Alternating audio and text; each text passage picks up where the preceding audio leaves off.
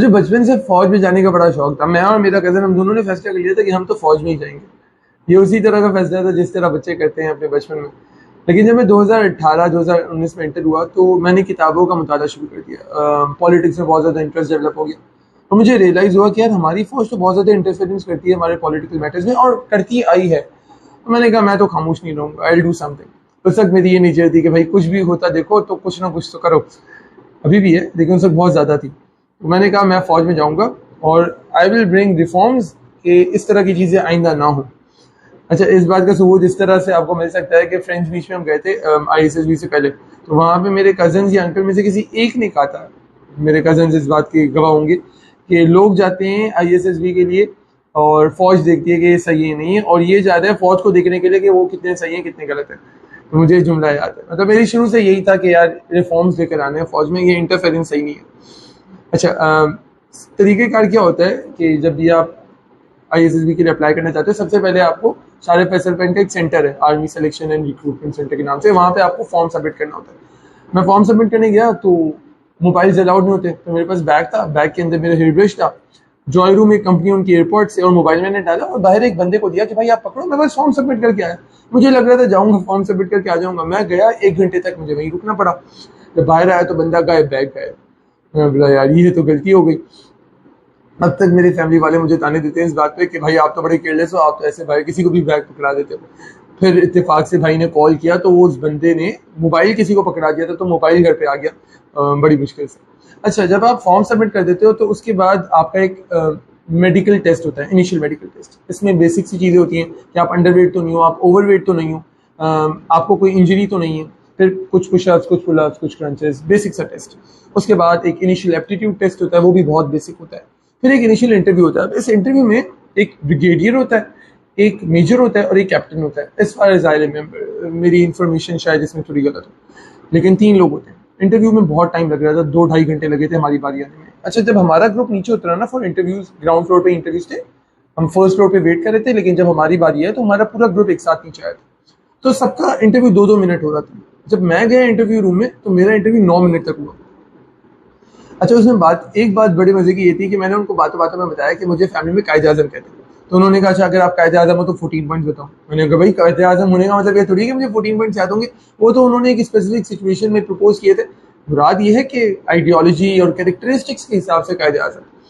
अच्छा, फिर कंक्लूजन ये निकला था इंटरव्यू का, उन्होंने कहा देखिए आपके दिमाग में बहुत सारी चीज़ें हैं लेकिन आपके पास कोई डायरेक्शन नहीं है, तो हम आपका इंटरव्यू रीस्केड्यूल करेंगे। अब इंटरव्यू रीस्केड्यूल करना बहुत रेयर होता है। मतलब अगर 100 बच्चे हैं तो 75 को सेलेक्ट करेंगे, 25 को रिजेक्ट कर देंगे, ऐसा होता है। लेकिन मेरा स्केड्यूल कर दिया उन्होंने। अब नेक्स्ट वीक मैं फिर गया। अब जब मैं फिर गया तो इस बार मैंने अपना टाइम वेस्ट नहीं किया, 2-2.5 घंटे। मैं अपनी तफसीर की किताब लेके गया था। उस वक्त मैं तफसीर पढ़ रहा था, ज़ियाउल कुरान। मैंने सोचा था यार एटलीस्ट एक मरतबा कुरान को कंप्लीट समझ के पढ़ूंगा। तो मैंने 2-2.5 घंटा लग कर जो है ना तफसीर की किताब पढ़ी, और मुझे बड़ी खुशी होती है इस बात पे। मतलब जब भी मैं इस चीज़ को याद करता हूँ मुझे खुशी होती है। मुझे होता है कि यार इन ए रूम फुल ऑफ पीपल, जहाँ लोग बातें कर रहे थे, अपना टाइम वेस्ट कर रहे थे, हेड डाउन करके सो रहे थे, I was doing something really productive. तो इस तरह की चीज़ें हैं जो मुझे अपने ऊपर फ़ख्र फील करवाती है। खैर, जब इंटरव्यू के लिए वापस बुलाया तो उनको याद थी मेरी बातें भी, मेरी शक्ल भी। उन्होंने कहा अभी भी आपको घर वाले कायदे आज़म कहते हैं? मैं बोला बिल्कुल कहते हैं। तो इस बार बहुत शॉर्ट इंटरव्यू था। उन्होंने मुझे मशवरा दिया, उन्होंने कहा देखिए जब आप ISSB के लिए जाएँ तो वहाँ पे अपनी बात टू द पॉइंट रखिएगा। लेकिन मैं आदत से मजबूर था, वहाँ पर भी मैंने थोड़ी लंबी की। खैर, अब इनिशियल इंटरव्यू जिन्होंने क्लियर किया उसके नाम अनाउंस करने की बारी है। तो जब वो बंदा नाम अनाउंस कर रहा था, मेरा नाम नहीं था, लेकिन एक नाम था कायदे आजम। तो बोला कायदे आजम कौन है? मैंने कहा मैं कायदे आजम। तो उसे बोला तुझे कायदे आजम क्यों लिखा? मैंने कहा बहुत लंबी कहानी है, बाद में बताऊंगा, लेकिन मुझे बड़ा मजा आया था इस बात पे कि उन्होंने कायदे आजम लिखा मुझे। अच्छा, उसके बाद क्या होता है कि आपको भागना होता है, 1 माइल भागना होता है इन लेस देन 8 मिनट्स। इसमें 3 कैटेगरीज होती हैं। वो बच्चे जो बिफोर 7 मिनट्स कंप्लीट कर लें, एक वो जो 7 मिनट्स 30 सेकंड से पहले कंप्लीट कर लें, और आखिरी वो जो 8 मिनट से पहले कंप्लीट करें। तो मुझे याद है कि मैंने 7.5 मिनट से पहले कंप्लीट किया था। उसके लिए मैंने बहुत प्रैक्टिस भी की थी, और अपने घर के पास एक ग्राउंड है, वहाँ भागता था, मस्जिद जाते हुए भागता था, वापस आते हुए भागता था, लेकिन वो आराम से कर लिया था मैंने। इसके बाद डायरेक्टली ISSB मलिर छावनी जाना था। वहाँ पे कोविड का टाइम था इस सारे से रिमेंबर, और मुझे सारे सिम्टम्स भी थे, बुखार था, नज़ला था। मैंने टेस्ट वगैरह नहीं करवाया था। वहाँ गए, अब वहाँ पे वेट करना था। तो अब सारे बच्चे ऐसे ही वेट कर रहे थे। और मैं वहाँ पे भी अपनी किताब लेके गया था, मौलाना मदूदी की किताब थी खिलाफत और मुल्कियत, वो मेरे हाथ में थी, वो मैं कंटिन्यूसली पढ़ा था। अच्छा, एक किताब नहीं, मैं 2-3 किताबें लेके गया था कि एक से बोलूँगा तो दूसरी पे शिफ्ट हो जाऊँगा। तो वो किताब पढ़ा था, मुझे अच्छे तरीके से याद है। वहाँ पे अच्छी हवाएं चल रही थी और दरख्तों के साए में मैं कंटिन्यूसली वॉक करता हुआ किताब पढ़ा था। अच्छा, वहाँ पे अक्सर लोग जो आए थे ISSB के लिए वो मलिर के ही रेजिडेंट्स थे, मतलब उनकी फैमिली में कोई एक बंदा एटलीस्ट मिलिट्री में रह चुका था या था। अक्सर लोग दूसरी तरह के लोग भी थे, लेकिन अक्सर ऐसे ही थे। खैर, हम एंटर हुए। सबसे पहले हमारा एक एप्टीट्यूड टेस्ट हुआ, इसके अंदर मैथ्स और फिजिक्स से रिलेटेड काफ़ी क्वेश्चन थे। अब ये थोड़ा टेक्निकल था और मैंने तैयारी बिल्कुल नहीं की थी। मैं वैसे ही वीक था मैथ्स फिजिक्स में और मैंने तैयारी बिल्कुल नहीं की थी। हालांकि इसके ग्रुप्स बने हुए थे जिसमें लोग अपने पास पेपर्स वगैरह शेयर करते थे और उसके आंसर बताते थे, और मैंने इस तरह की कोई चीज़ नहीं की थी, तो मुझे इसमें मेरा बहुत बुरा हुआ था। लेकिन इसी के आखिर में साइकोलॉजिकल टेस्ट होते हैं, मतलब सेंटेंस कंप्लीट करने होते हैं, पिक्चर दी हुई होगी उससे देख के स्टोरी बनानी होती है। तो इस तरह की चीज़ों में मैंने बहुत कोशिश की थी that I right creatively, word association होता है और ये सब। तो ये मुझे पता है कि मैंने बहुत क्रिएटिवली किया था। ये होने के बाद फिर क्या हुआ था कि हमारे ग्रुप्स बने थे और हमारे एक कमांडिंग ऑफिसर थे, मतलब एक ऑफिसर को हमारे साथ दे दिया था कि वो हमारे कमांडिंग ऑफिसर हो। तो the first thing we did was कि वो हमें एक रूम में लेके गए थे। उन्होंने बताया था एक मैप है, अब आप लोगों को सामान यहाँ से उठा के यहाँ पहुँचाने, प्लान करो कि कैसे पहुँचाओगे, दीज आर द प्रॉब्लम्स। अब 3 मिनट का टाइम था as far as I remember. तो सारे लोग एक साथ बोलना शुरू हो गए। मैंने कहा भाई देखो, सब्र करो, सब अपना अपना प्लान सोचें 30 सेकंड्स में और फिर शेयर करें, जिसका प्लान सबसे अच्छा होगा हम उस प्लान में से अच्छे पार्ट्स निकाल लेंगे। अब मेरा ये कहना था, इससे पहले भी है ना 2 मरतबा बातों बातों में उन्होंने मुझे वार्न किया था कि आप ये ना करें, आप ये ना करें। जब मैंने ये किया ना, होशियार बना मैं, तो उन्होंने कहा आप डिस्क्वालीफाइड हैं, आप कोने पे खड़े हो जाए। तो मैं कोने पे मुझे खड़ा होना पड़ा। फिर स्पीच की बारी है, उसी रूम के अंदर ये प्लानिंग वगैरह करने के बाद स्पीच की बारी है। तो हर बंदा आके गेट पे खड़ा होके facing the members of his team speech दे रहा था। मैंने भी स्पीच दी। अब चूंकि I was a teacher already, तो मेरी कम्युनिकेशन स्किल्स थोड़ी बेहतर है, और आप जब बच्चों को पढ़ाते हो तो आपका वॉल्यूम काफ़ी ऊंचा होता है, एटलीस्ट मेरा तो है। तो मुझे पता इस तरह चला कि मेरी स्पीच कैसे हुई कि जब मैं वापस रूम में आया तो 2-3 लोग आए, उन्होंने कहा यार आपकी स्पीच बहुत अच्छी हुई। मैं थोड़ा हैरान हुआ। मैंने बोला भाई मैंने तो 6-7 लोगों के सामने स्पीच की, इसको कैसे पता? मैंने बोला आपको कैसे पता चला? बोला आप स्पीच यहाँ करे थे ना, हमारा बराबर में और उसके बराबर में भी कमरा था, हमें वहां तक आवाज आ रही। इतनी जोर से मैंने स्पीच की थी। खैर, as far as I remember this was the first day. दूसरे दिन क्या था? दूसरे दिन शायद ऑब्स्टिकल्स थे। ऑब्स्टिकल्स क्या होते हैं? शायद 9 ऑब्स्टिकल्स होते हैं और उनको क्लियर करना होता है, 2 मिनट का टाइम होता है शायद। तो मैंने 9 में से 7 किए थे। कुछ लोग इतने तेज थे और इतनी प्रैक्टिस उनकी कि उन्होंने इन्हीं 9 को 2 दफा कंप्लीट किया था, लेकिन मैंने 9 में से सिर्फ 7 किए थे। अच्छा, फिर यही कमांडिंग ऑफिसर के साथ हम लोगों को कुछ टास्क थे ऑन ग्राउंड। इसमें मिसाल के तौर पर अगर आपकी टीम में 7 लोग हैं तो 6 दफा you will be a member of the team and 7 time you will be the leader of the team. तो मैं मेंबर तो बना नहीं था क्योंकि मेरी तबीयत खराब थी, तो मुझे कोने पे खड़ा कर दिया था। तो मेरी लीडर बनने की बारी आई ना, तो अच्छा, अब कमांडिंग ऑफिसर के सामने मैंने जैसे एक डेढ़ होशियारी बताई, इसी तरह काफ़ी दफ़ा डेढ़ होशियारी की थी। तो उन्होंने मुझे बुलाया और वो चैलेंजिंग अंदाज में कहा कि चलो अब करके दिखाओ, बहुत बोल रहे थे ना, बातें कर रहे थे, अब करके दिखाओ। तो मैंने बड़े अथॉरिटेटिव अंदाज में सबको टास्क असाइन किया और बहुत कॉन्फिडेंटली। मेरा प्लान ठीक था नहीं था, उससे कोई फर्क नहीं पड़ता, लेकिन I was so confident in assigning the task, और अपनी तरफ से मैं छोटी मोटी प्लानिंग करके कर रहा था कि ऐसा लग रहा था कि बहुत ऑर्गेनाइज है सब कुछ। अच्छा, बीच में ना मैं जब असाइन कर रहा था अपने लोगों को डायरेक्शन दिया था कि आप ऐसे करो, आप ऐसे करो, तो बीच में कमांडिंग ऑफिसर ने कुछ कहा, तो मैं उनको कहता सर मेरा टाइम है ना 5 मिनट, मुझे प्लीज करने दीजिए। तो इसको लोगों ने बड़ा फर्स्ट क्रिएट किया था इसलिए, मतलब वो उनके लिए बहुत बड़ी बात थी, अप्रिशिएट कर दो कि और तुमने कमांडिंग ऑफिसर को मुंह पे बोल दिया, हालांकि इसमें कोई बड़ी बात नहीं थी। अच्छा, फिर कमांडिंग ऑफिसर ने इन तमाम चीज़ों के बाद इंटरव्यू भी किया था। उसमें मुझे एक चीज़ जो याद है वो मैं ये है कि मैंने उनको कहा था मैं दरस निज़ामी कर चुका हूँ, दरस निज़ामी आलिम कोर्स। तो उन्होंने कहा था अगर तुमने दरस निज़ामी किया है तो जाके तबलीग करो। मैंने कहा ये क्या बात हुई? हज़रत अली से ज़्यादा इल्म कोई नहीं, किसी के पास नहीं था, लेकिन हज़रत Ali at the same time बहुत अच्छे फौजी थे। तो इल्म हासिल अगर कोई शख्स कर ले तो उसको तबलीग में ही जाना, और तबलीग में जो गया वो फौज में नहीं आ सकता, ये क्या बात है? तो ये बात सुन के बिल्कुल खामोश हो गए थे। और मैंने यही ऑब्जर्व किया है, आप कभी भी डिबेट में हो और सामने वाला बिला वजह नहीं मान रहा हो ना, सो यू ब्रिंग कुरान, हदीस और the companions of the profit. जहाँ कहीं इनका जिक्र आएगा ना, सामने वाला बिल्कुल खामोश हो जाएगा।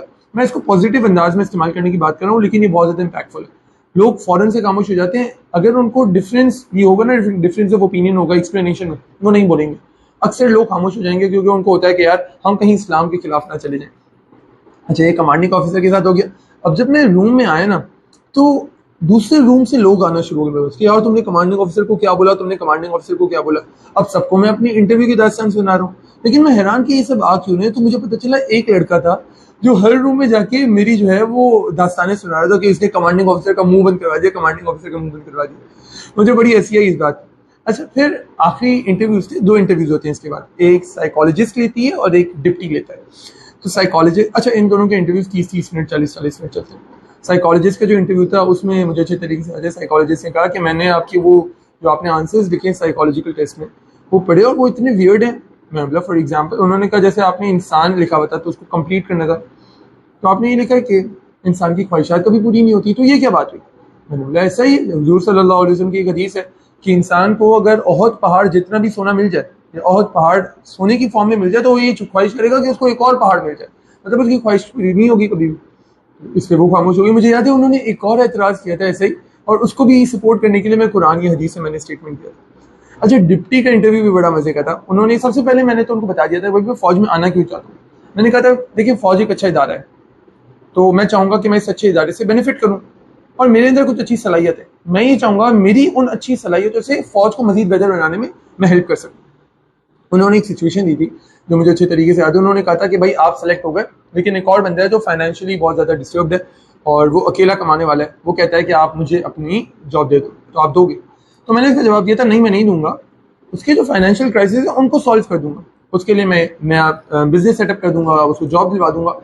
लेकिन ये जो फौज की जॉब है, this is not a simple job, ये एक बहुत बड़ी जिम्मेदारी है और सिर्फ उसको मिलनी चाहिए जो डिजर्व करता हो, जिसके अंदर वो एट्रीब्यूट्स। तो ये मुझे अच्छे तरीके से याद है। बस इतना ही था। फिर 2 हफ्ते के बाद आई थिंक लेटर आया था जिसमें साफ लिखा हुआ था that I was not recommended, मतलब मैंने क्लियर नहीं किया था। मुझे ऐसा लगता है कि शायद मेरी ओवर स्मार्टनेस और ओवर कॉन्फिडेंस की वजह से मैं फेल हुआ। मुझे जो पूरा एक्सपीरियंस है नॉर्मल लगा, मतलब जो लोग सेलेक्ट हुए उनके बारे में उनको देख के मेरी कोई बहुत अच्छी राय नहीं बनी थी। मतलब होता है ना कि इंसान इंप्रेस हो जाता है कुछ क्वालिटीज को देखकर, ऐसा नहीं था। देवर नॉर्मल पीपल जो सेलेक्ट हुए थे। अक्सर लोग ऐसे थे जिन्होंने सेकंड अटेम्प्ट कर रहे थे और उसमें वो सेलेक्ट हुए थे। बाकी जो स्टाफ था वहाँ पे वो भी नॉर्मल था, सब बहुत ज़्यादा एक्स्ट्रा इंटेलिजेंट नहीं थे। मुझे रिग्रेट नहीं होता आज जब मैं देखता हूँ कि मैं मेरा फौज में नहीं हुआ, because when I think about it मेरा मकसद था रिफॉर्म्स लाना, और रिफॉर्म्स लाने के लिए I had to push through the ranks, वो टाइम लग जाता। और अभी आई थिंक कि teaching is such an impactful thing कि शायद इससे मैं ज़्यादा इम्पैक्ट क्रिएट कर सकूँ। हाँ, मुझे एक चीज़ का होता है कि यार वो 2 साल की ट्रेनिंग में नहीं मिस होगा, क्योंकि मुझे बहुत अच्छी लगती है इस तरह की ट्रेनिंग, चैलेंजिंग काम। मतलब मेरे अंदर कितना ज़्यादा डिसिप्लिन आ जाता है, टाइम मैनेजमेंट स्किल्स कितनी बेहतर हो जाती। मतलब 2 साल में सिर्फ और सिर्फ अपनी बेहतरी के लिए काम कर रहा होता, तो कितनी चीज़ें डिफरेंट होती। लेकिन उसके बावजूद ओवरऑल कोई रिग्रेट नहीं है मुझे। बाकी आप लोगों में से जो भी ISSB के लिए अपेयर होना चाहता है, भाई कोई बहुत मुश्किल चीज़ नहीं है। आपको थोड़े इंटेलिजेंट जवाब देने without being over confident and over smart. और बाकी मैंने आप लोगों को पूरा सफ़र इसलिए बताया because through out this journey मैंने, चाहे वो वेटिंग हो या इंटरव्यूज़ हो या नॉर्मल मेरा टाइम हो वहाँ पे, I try to spend it in a different way. जो मुझे सही लगा वो करने की कोशिश की, रिगार्डलेस ऑफ द फैक्ट कि लोग उसको करें नहीं करे। And this is my message all the time कि भाई आपको जो सही लग रहा है आप सोचो, फिर आपको जो सही लग रहा है आप वो करो, लोग करें ना करें। इसके अलावा भी छोटी छोटी चीज़ों में से शायद आप लोगों को कुछ ना कुछ सीखने को मिला हो। मैं कोशिश करूँगा कि अगर मैं आइंदा भी कभी इस तरह की कोई स्टोरी सुनाऊँ, आई हैव सम की पॉइंट्स जिससे आप लोग कुछ ना कुछ सीख सकें। Thank you so much.